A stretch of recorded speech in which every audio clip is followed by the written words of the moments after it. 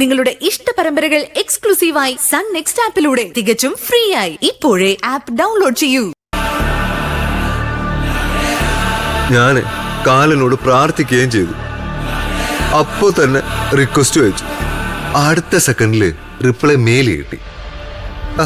എടാ നീ അവിടെ ഇല്ലടാ, പിന്നെ നിത്യയുടെ കാര്യത്തില് എന്നെ എന്തിനാ ഇങ്ങനെ ബുദ്ധിമുട്ടിക്കുന്നതെന്ന്. നിത്യക്കുട്ടി മരിച്ചിട്ട് വേണം എനിക്ക് ദേവികയെ കെട്ടാൻ. നിത്യക്കുട്ടി സ്വർഗത്തിലിരുന്ന് ഞങ്ങളുടെ തലയിലെ അല്ലല്ല പൂക്കൾ വാരി എറിയണേ.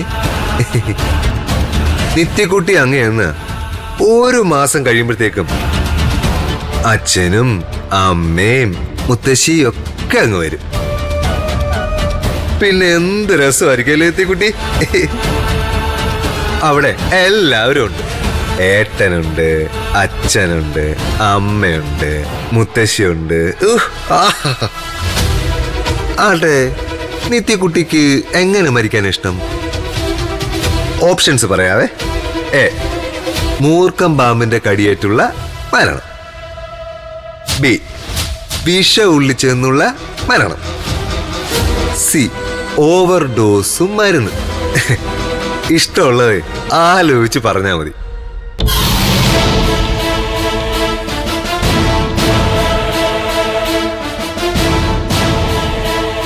ശരത്തേണ്ണ ഇവിടെ ഇല്ലേ? തൽക്കാലം വിശ്രമിച്ചോട്ടോ.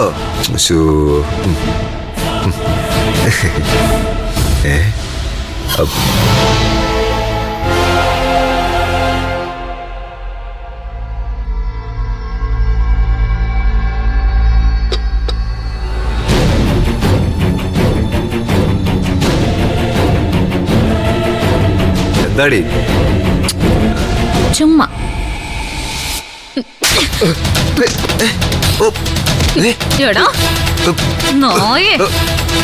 ഒച്ചയ്ക്ക് പൂളിക്കളയും നിന്നെ ഞാൻ. നിന്നെ നുറുക്കാനുള്ള വാക്കത്തിന്റെ ടാക്സ് ദേവിക നേരത്തെ അടച്ചു കഴിഞ്ഞടാ. എന്താ ഇവിടെ?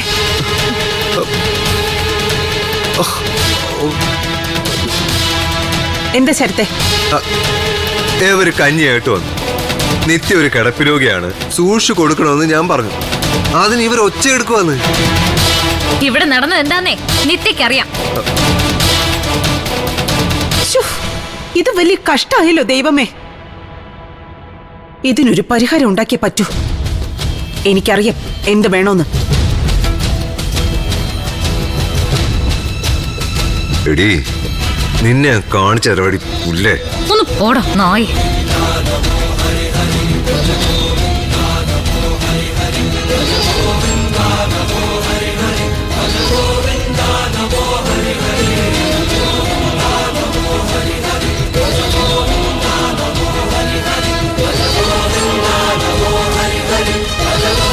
മോളൊന്നും പേടിക്കണ്ട കേട്ടോ. ഏട്ടത്തിയില്ല അടുത്ത്.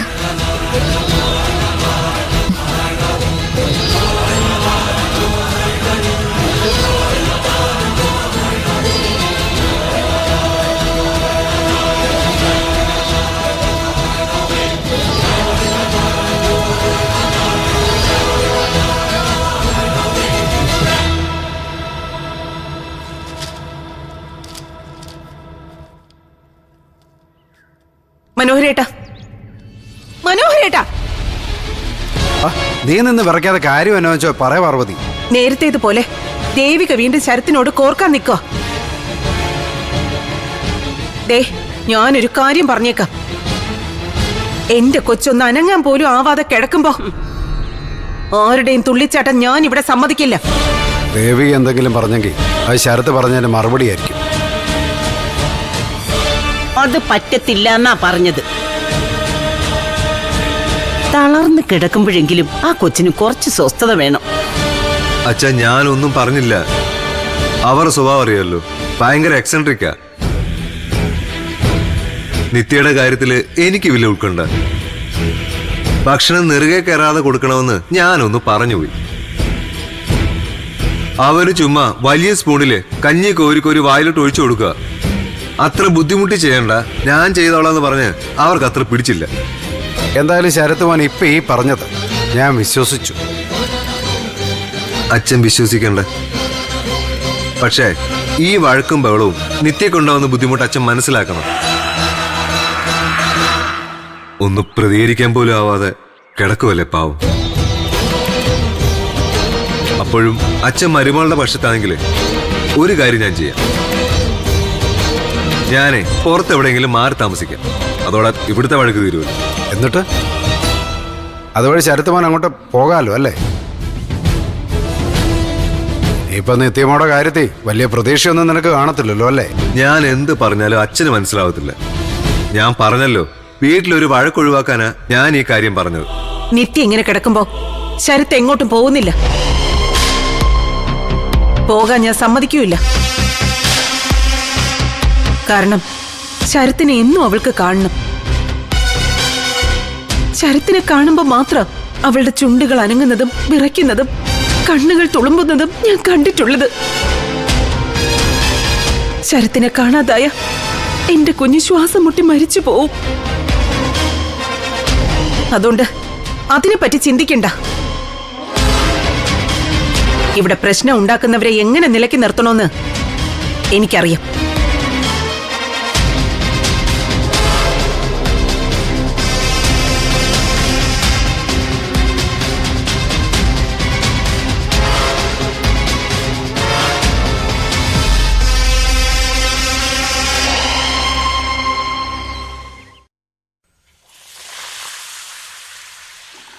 എന്തായാലും നാളെ കൊണ്ട് കാര്യത്തിനൊരു തീരുമാനം ഉണ്ടാക്കണം. എന്ത് കാര്യമാണ് പ്രേമേ? ഇവിടെ ഇപ്പൊ എന്ത് കാര്യമാണ് മനുഷ്യ തീരുമാനിക്കാനുള്ളത്? സിദ്ധുവിന്റെ കല്യാണം. നാളെ ഒരു ദിവസം കൊണ്ട് നീ കുഞ്ഞളിനെ കെട്ടിക്കാൻ പോവാണോ? ഓ, നാളെ കെട്ടിക്കാൻ പോണോന്നല്ല പറഞ്ഞത്. കല്യാണ കാര്യത്തിൽ ഒരു തീരുമാനമാവും. സിദ്ധുവും ചന്ദ്രമോളും തമ്മിലുള്ള കല്യാണ കാര്യത്തിൽ അച്ഛനോട് ഞാൻ സംസാരിച്ചു. ഈ കാര്യത്തിലേ അച്ഛനത് താല്പര്യമാ. എന്റെ പൊന്നു പ്രേമേ, ഈ ചുറ്റിലുള്ളവര് കൊലവിട്ടിട്ട് ഒരു കാര്യമില്ല.